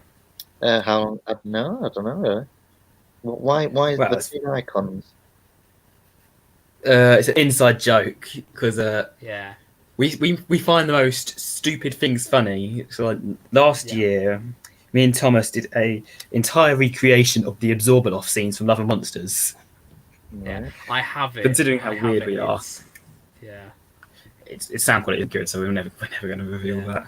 So, yeah, the inside joke is pig slaves from Evolution of the Daleks, and now the Daleks two-parter in that. Laszlo. And yeah, Laszlo.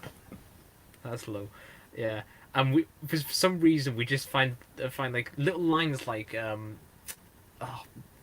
pig slaves will take the lift. Really funny. So I didn't think of this beforehand, but I literally thought I might as well just since Matt usually sometimes does it. A lot of his icons now are all pig slaves and that. I thought Jokes. I'll join in. It's a Pig joke. slaves. I'll join in. Pig slaves, yes. Yeah. Considering like a few weeks ago, it was basically Sonic the Hedgehog with his face planted on the floor. I say it's a refreshing change. Yeah.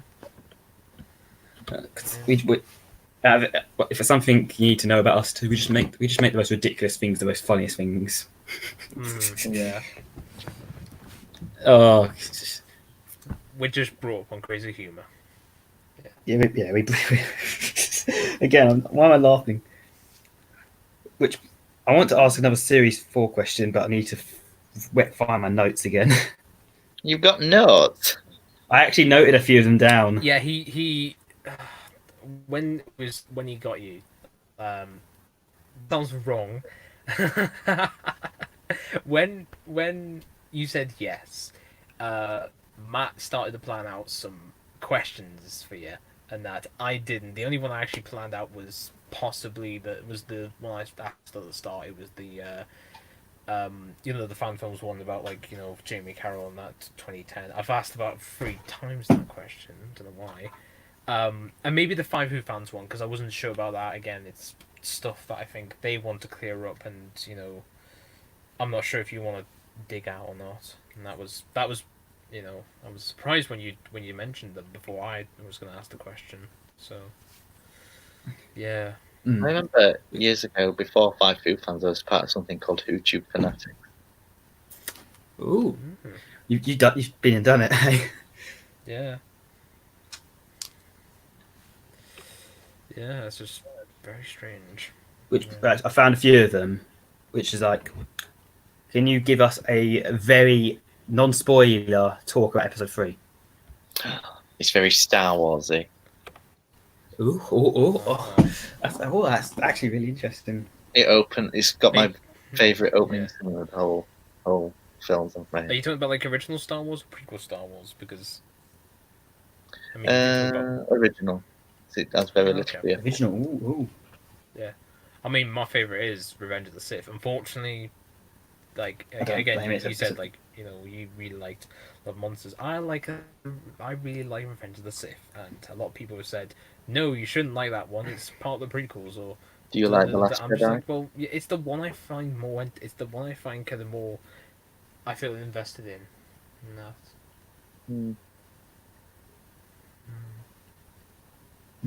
So like the Star Wars thing is that what's like the tone? When you watch the episodes, there's a lot of Star Wars sound effects in it. Oh, okay, fanboy, calm down, fanboy. So like, what's exactly the tone for the remainder of the series? Is it like dark and gritty, or is there anything positive? Like, yay, rainbows in it. It's quite light-hearted at the start, and then it goes really serious, and that's when the colour grading comes in.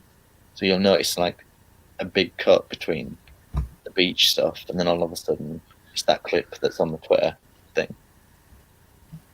Ooh. So like, is there anything we should know before we go into it? So if you recall, in series 2, the Doctor gets stranded on Carpathia. His Doctor is in it as well, so it's like a crossover between the series 2 Doctor and series 4. Ooh. I'm rubbing my chin like. And maybe we watch Dominic Yes. too.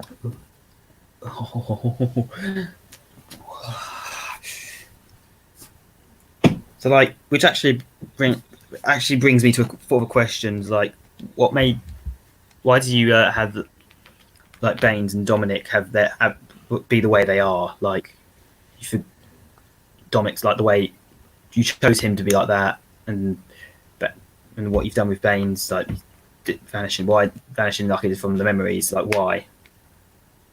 Because at the time it was Torchwood and Captain Jack and his brother Grey, so I just replicated that.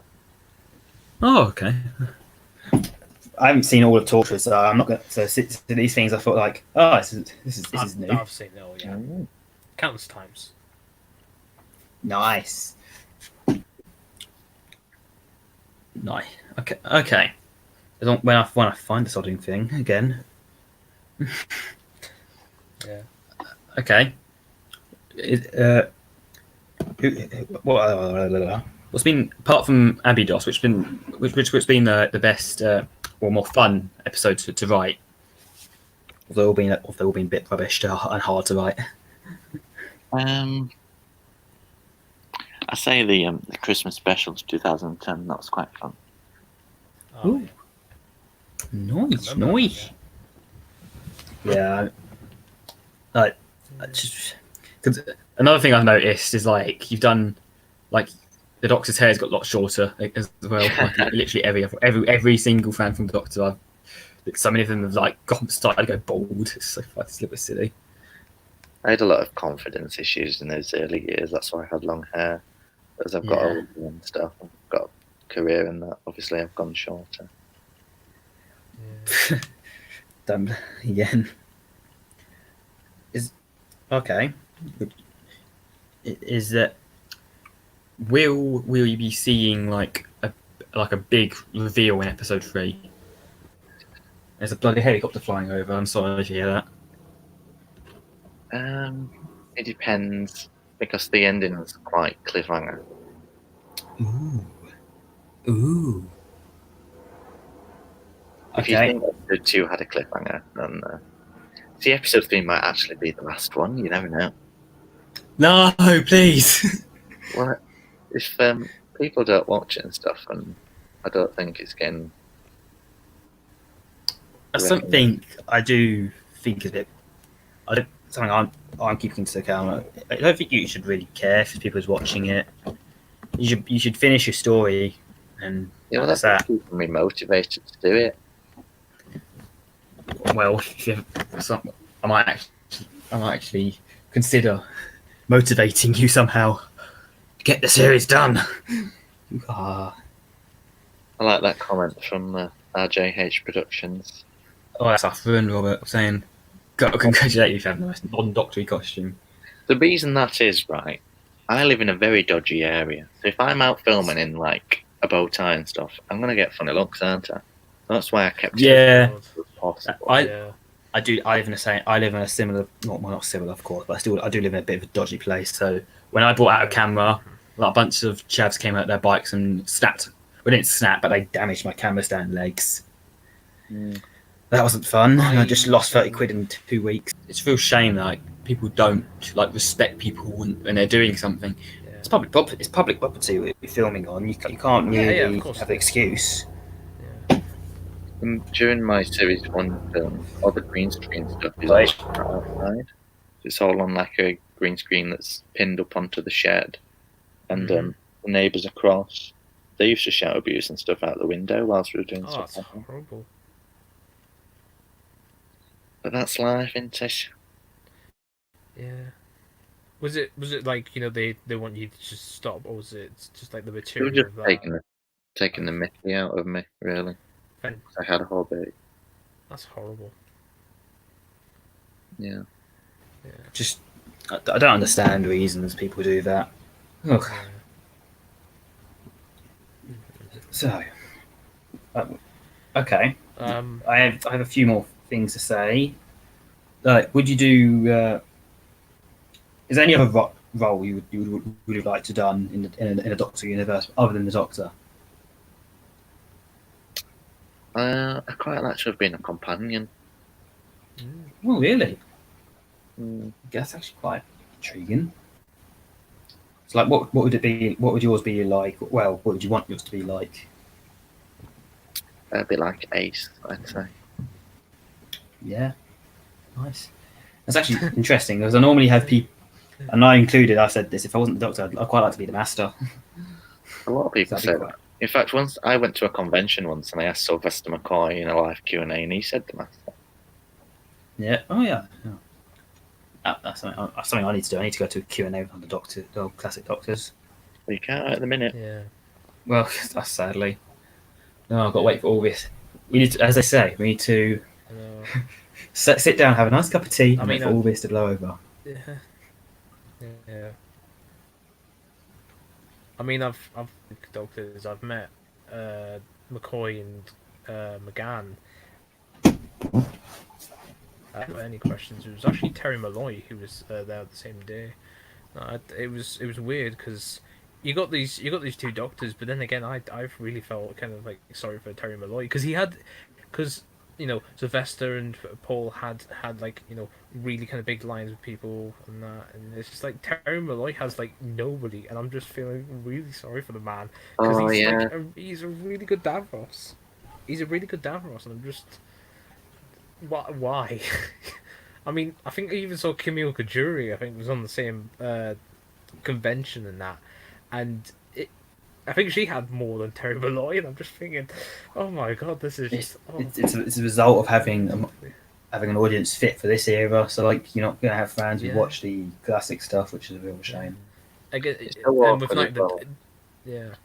I mean, this wasn't like right after Night of the Doctor as well, so it wasn't like people knew. This was like about 2-3 years afterwards. So Night of the Doctor had already came about, and I think that would have been I think the most recent thing had been like the announcement that they were going to do more new Who stuff with with the Big Finish and that, and I don't know. I just really felt sorry for Terry Malloy. Yeah. I gotta say, okay. I need to find the rest of my stuff yet. Yeah. Okay. I've noticed I've said I pause a lot, and I apologise for that. It's alright. Yeah, and I'm also sorry for interrupting as well. I've interrupted a lot. There's a lot of questions. Again, I'm the least planned out of us two, so I just really just want to ask these questions just on the whim, and if I have to interrupt somebody, it's my fault, but I am sorry for that. I'm just happy you came and actually went through with it. Yeah. Well, big fanboy. Today, and I nearly didn't. Oh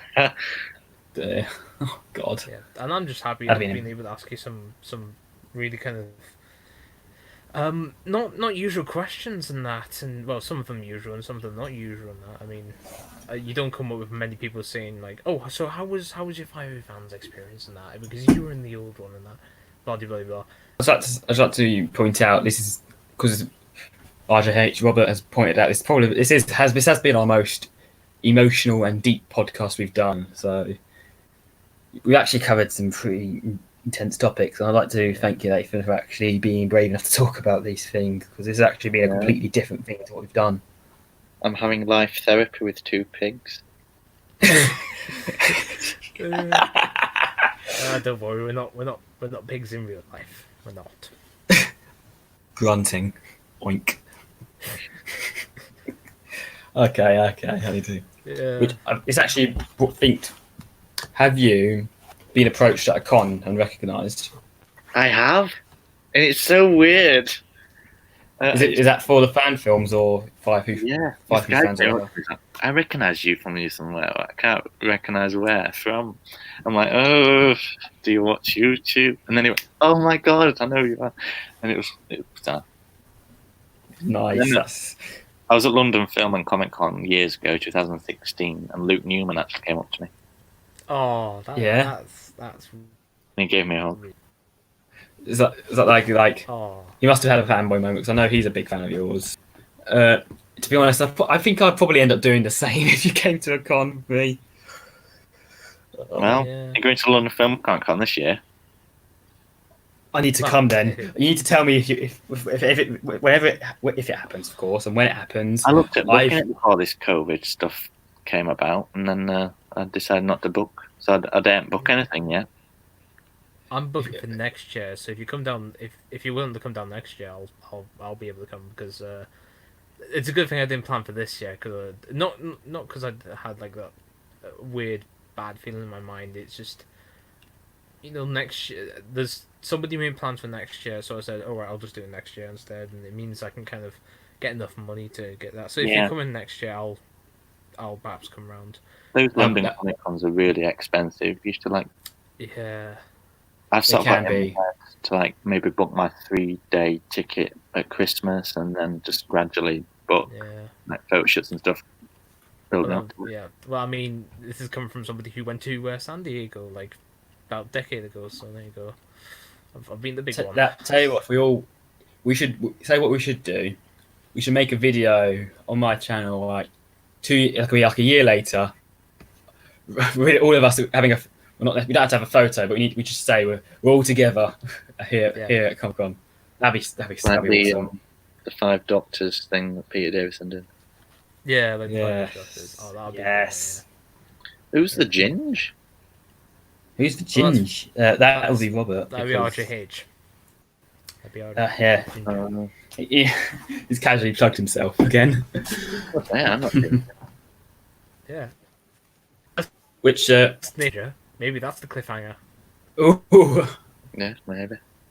Which brings me on to I do want to ask this because I feel like this would be nice to have you like on our side if that's the kind of thing, because we've basically built up our own canon of our own Doctor Who audios, and we've got Ambient Homeland in there.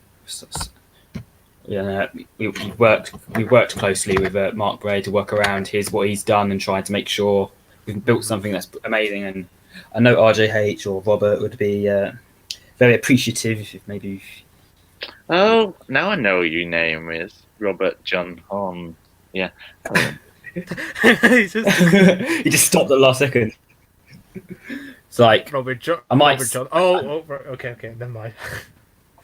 Might cheekily send us a few things if you could have a look at it, and I feel like we'd all appreciate if we had a proper person, a proper fan from have a look at it and appreciate this. So I might do that if you're okay with that.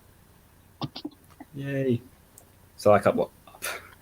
I feel nervous asking to let you have a look at, to ask you to look at things or something, because I kind of not necessarily intimidated, but like I feel like I don't want to make a fool of myself in front of someone I really look up to. Oh, I appreciate that. Yeah. And I do thank you for. I also do thank you for. Not really telling me to.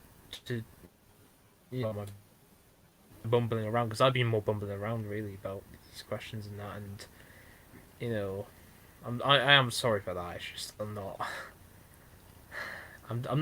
like. Yeah. I don't know. Just self-important. It's not like a quick fire do these questions going like, Nathan, can I ask you this and that? I want to thank you for that, because that's really kind of Because I do like to say you've inspired me to write episodes, because I wrote down episode ideas ages ago after I watched a few of yours, you've obviously inspired other people to make their films, and Yeah. it's a little bit. It's just you don't give yourself enough credit, and I don't think not enough people give you credit either. Well, I just hope people do watch the films when they come out. Oh, I'm sure they will do. It won't. Maybe it won't be initially, but they will build up. Is what I mean. Is like people will get to it eventually. Yeah. I mean, they used to be quite popular back in the day, but I think because I've left it so long, it's been like years now that people have just forgotten about it. But then again, you could have a revival like Time Agent and that, and they've left it. I think they've considerably left it more than you. That you've been around. You've been sort of gone for about 4 or 5 years, but they were gone for at least about 7. But it's just. I suppose you could make that come back again. I mean, you could Perfectly possible. Yeah. I mean, in You don't this day and necessarily. age, I You mean, don't in this necessarily day have and to. age, we've had Yeah. Time Agent returning in quite a different way to what we've had it to, and possibly to see your Doctor Who stuff return that way, I think would be great. I think I would be hyped in that as well, because I Well, remember a lot of. Sorry. If these few episodes do quite well, there is the potential of like a special. Yes. I was speaking to Callum about it the other day, about doing a sort of thing where I don't film that final scene of series 4, and we do an entirely new episode where it's like Peter Capaldi's Twice Upon a Time, where he's just moping around waiting to regenerate. You know what I mean? Oh, Yeah, that sounds. okay. And then that depends on That what sounds people's great. reaction to That that sounds too. great. I weirdly want that, and which. Sorry to go off topic, but what do you think of Twice Upon a Time? Because I know it's a controversial episode. Well, it came out in 4K recently, like a year ago, and I still haven't bought it. Again, I think I'm going to say this right. London Comic Con 2021 will be my first ever London Comic Con. I've never been to London before. I've never. The one I went to was really expensive. Yeah, exactly. It's I just know you expensive. mean, The more further. Yeah, the guests are quite. I looked at some of the guest prices and they're outrageous. Yeah. And I mean, I don't- if you remember Chris Eccleston. he was like £100. 100 quid. I was like, Yeah. I don't know if if he wants money or it's just them or it's just the people who run I think it. at that point, I think he was because he's always said he was a bit sort of not used to them. So I guess I think it was just like starting price. Like he's gotten into them, but he's not used to them. So starting price and that. Yeah. Yeah. Maybe he's paying to redo Heaton Park. Eaton Park. It actually reminds me. I want to make a YouTube poop on a Night Doctor YouTube poop of Heaton Park. Yeah. Heaton Park is gone. I'm not. If you haven't seen it, it's a very funny video. So, My name is Nathan Carter, and I live on Bannerman Road. oh, big reveal. Oh my god. And the story lives on forever. Ooh. I miss the Oh, Adventures. This I is want such a them good to bring it podcast. back on BBC iPlayer. I'm with that campaign now because that series is awesome and that. Agreed. Yeah. I just like. We're probably going to wrap up in a bit, but I would just like to say it's been one of the best podcasts I've done, and I'm so happy you came on. Are they normally this long? Trust me, we really went on for 3 hours. We went for 2.5 hours on one, and we're coming up to that point now. We had a hard time actually cutting out the last one. It was just like we just couldn't stop. And this one, I think it's more Matt can't stop and I can. Yeah. But it's been fantastic having you on, mate. And if you ever want, would you ever return? I'm just saying, To do the time. because we've you know we've had these ones where it's been quite good and that, and we've asked them to return and they've said yes. But would you take that chance, or do you think this is going to be the only one we'll do with you? No, I'll definitely return. Alright. Don't mind me doing a little bit of victory dance. I felt that's Maybe when episode episode 3 Yeah, when comes episode out. 3 comes That out, might be a good time. yeah. Maybe you could do like a proper thing about that. Yeah. I'm definitely doing a video when episode 3 comes out. I'm sorry.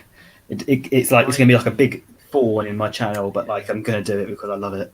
I might do one as well. Exactly, because I've been getting into kind of because of the joint channel status. I've just been kind of getting into maybe I should do this with like other stuff and that. And again, when I did the time agent stuff, it was really kind of a push forward to I can actually do this stuff, and people will. And even the original creators like really liked it. So if the original creators really liked what you did, it's a sure sign that I think people really do kind of like your own like your take on it, and it doesn't have to be perfect and that. Yeah. Well, we're fired. Just for the podcast, I'd just like to say I don't actually live on Bannerman Road. Oh, shocking. Shocking. So people are aware. That's Do really you live shocking. under do you live under The Rock? Rodar Place in Cardiff? No. Mm. So you Mm. don't, right? Okay, I was gonna say because that'd be really cool if you lived in Torchwood. Oh, no. Oh dear. Oh dear. Oh dearie me. Not I'll send you a link, Nathan, if you want to share it around, because that'd be appreciated. Mhm. Yay! Because since I started this podcast, my channel's not blown up, but like it's got more noticed. Yeah.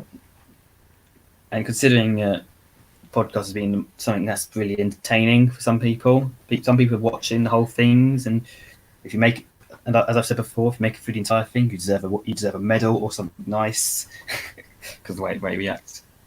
It's like it's been nice and refreshing because I've tried to do these live streams, but they never worked out. So having one that's actually been successful has been really good to have. So if we won't pest you to come on, but like something like after if when episode 3 comes out, I really want it now. We'll invite you back on. We'll arrange it properly. We don't have to do it on a Friday, for example. We could do it on something that works for you, because we're not going to be dicks about it. If I could, because we try to work around our guests and plan these in advance. Sorry, my mouth's drying up, and quickly drink something. So would you call this the end? Yeah, look, it's about time we wrap up and wrap. Yeah. As I said, amazing having you on. It's honestly you are one of my heroes, if I could say that. Bless you. Oh, and I will talk to you more, Nathan. Sorry, that's on my part. I'm a little bit intimidated sometimes. To be honest, not a lot of people message me. Would you be alright with me to talk to you? Because I've never sort of talked to you before. Can do. I hope Matt can sort out the details. Yeah. Yeah, of course. And again, the offer's open to come back. When episode 3 is out, I'll be doing a video on it, and I hope more people appreciate it. Well, yep. Mm-hmm. And this has been the best. Sorry, Mark, Zane, and everyone else we've had on. Yeah. This has been our most best podcast. We've covered a lot of topics and in more detail. I hope this doesn't become a recurring thing where we just have this being the best, because we said that last time, didn't we? Like the X-Men. Oh God. Yeah, it was the most successful podcast, I should say. But this one should be a good one. Yeah. I'm gonna wrap this off. Thank you for watching. So we've had this brilliant interview. This will be back up pretty soon. Yeah. Like I said, bye. Bye. Goodbye. If it ends a sodding thing.